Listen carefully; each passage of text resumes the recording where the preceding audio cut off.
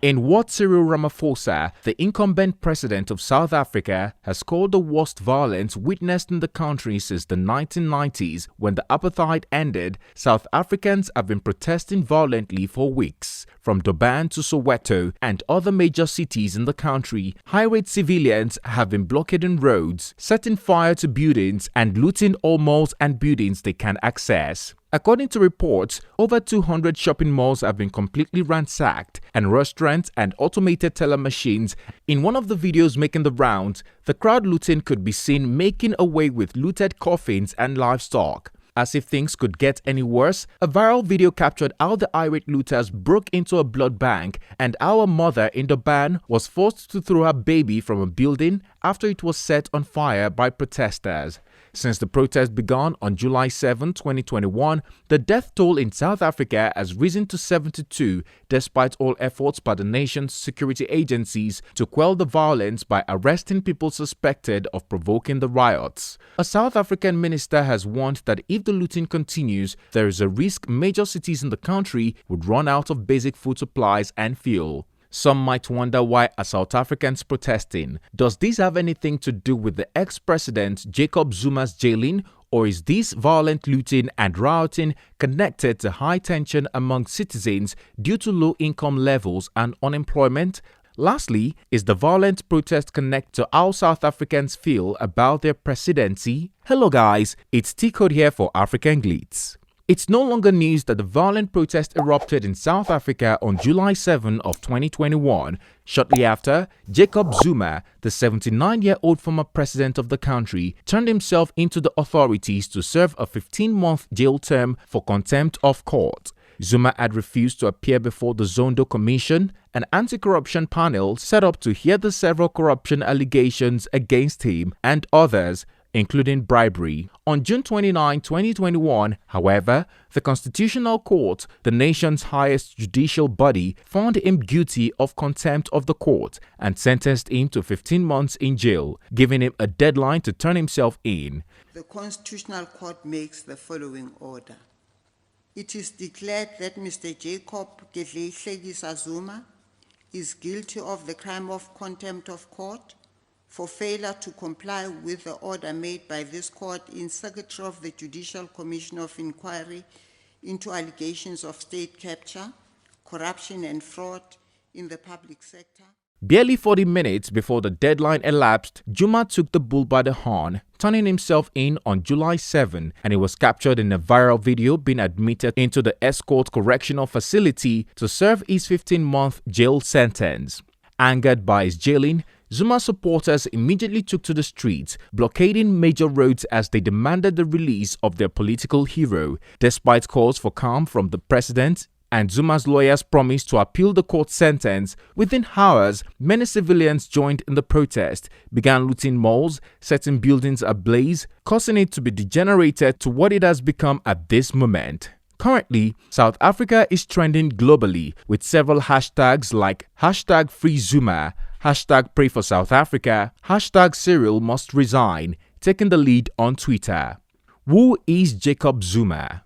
Jacob Zuma served as the fourth president of South Africa between 2009 and 2018, where he was succeeded by Cyril Ramaphosa, the incumbent president of the country. Once, Zuma was celebrated as a key figure in the country's liberation movement after spending 10 years in prison with the anti-apartheid hero and former president Nelson Mandela. But years down the line, Zuma cannot be said to be a hero anymore as he currently faces charges ranging from bribery, corruption and money laundering.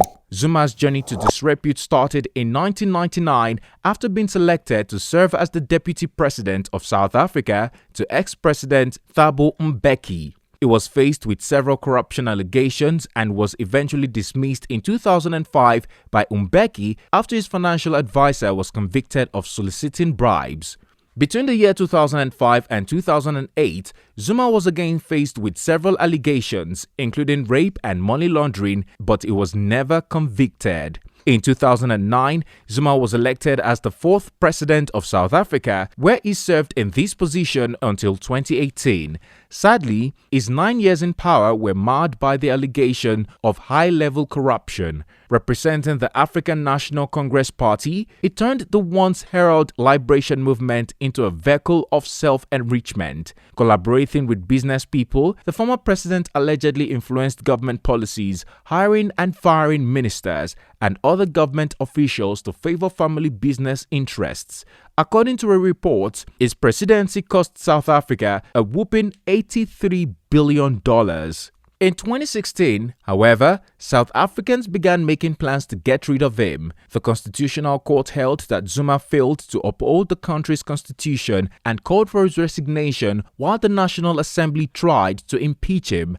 However, both moves failed woefully. In 2018, the Zondo Commission, a panel investigating corruption and fraud allegations in his government, set up with Zuma himself, ordered to testify. He appeared only 4 times before bailing out, never to return. Just around this time, the High Court of South Africa reinstated corruption charges against Zuma from 2009, including a $5 billion arms deal and 16 counts of corruption, racketeering, fraud, money laundering, and accepting a total of 783 illegal payments. After 2 years of back and forth with the case, Zuma pleaded not guilty to the charges in May of 2021. Seeing as there isn't any other way to get him to pay for his sins, the Constitutional Court sentenced him to 15 months in jail on June 29 of 2021 for defying a court order to return and testify before the Zondo Commission. He is the first ex-president of South Africa to receive a prison sentence since the end of white minority rule in 1994.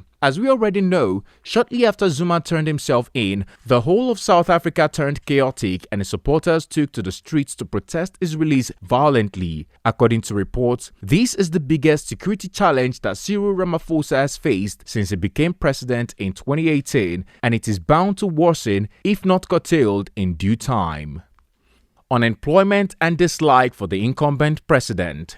Even though the violent protest and looting began after Zuma's jailing, political analysts believe it was fueled by the ripple effect of low income levels and unemployment plaguing the country. Reports have it that about 32.6% of the workforce and 46.3% of youth in South Africa are either underemployed or unemployed.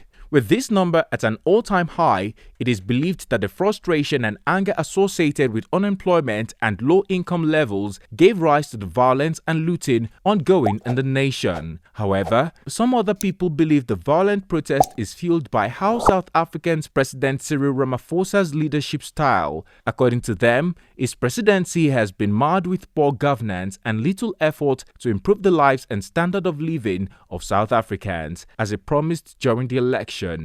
How are people reacting? The ongoing violent protest and looting have elicited reactions from many online, with growing concerns about safety, security, and obedience to the rule of law in South Africa. Here are some of the reactions.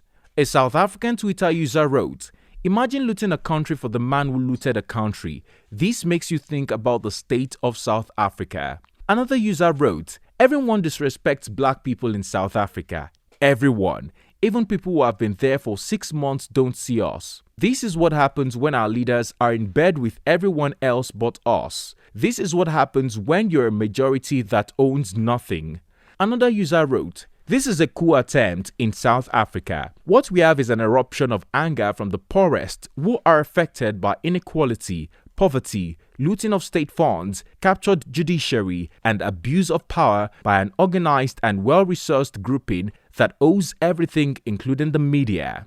Femi Fani-Kayode, former Nigerian aviation minister, has also reacted to the protest in South Africa, referring to the jailing of Nnamdi Kanu, the leader of the Southeast Nigeria separatist group, Indigenous People of Biafra. He wrote, "There are many lessons to be learned about what's going on in South Africa today as a consequence of jailing Jacob Zuma. Izulu people have risen up, and over 70 people have been killed so far. There is a rage on the streets, and the loser here is Cyril Ramaphosa. When you lock up, persecute, or kill those who are considered heroes by their ethnic group, you are waking up a lion that cannot be controlled or contained. You are also storing up and kindling a fire that may consume the entire nation. Nigeria has much to learn from this." Meanwhile, the government of neighboring countries, including Botswana, has begun warning other citizens to avoid unnecessary travel to South Africa until the violent protest is curtailed. What do you think about this violent protest and looting ongoing in South Africa? Do you think it is fueled by Zuma's jailing, unemployment in South Africa, or anger about how President Cyril Ramaphosa is handling the nation's affairs? Do you think the violent protest will be curtailed when Zuma is released? Let us know what you think in the comment section down below. If you found this video informative, please give it a like and share. Don't forget to check out our channel for more interesting African political stories and news we know you would like. Subscribe and hit the bell sign to get notifications every time we publish a new video to keep you posted. Thanks for watching and see you at our next one.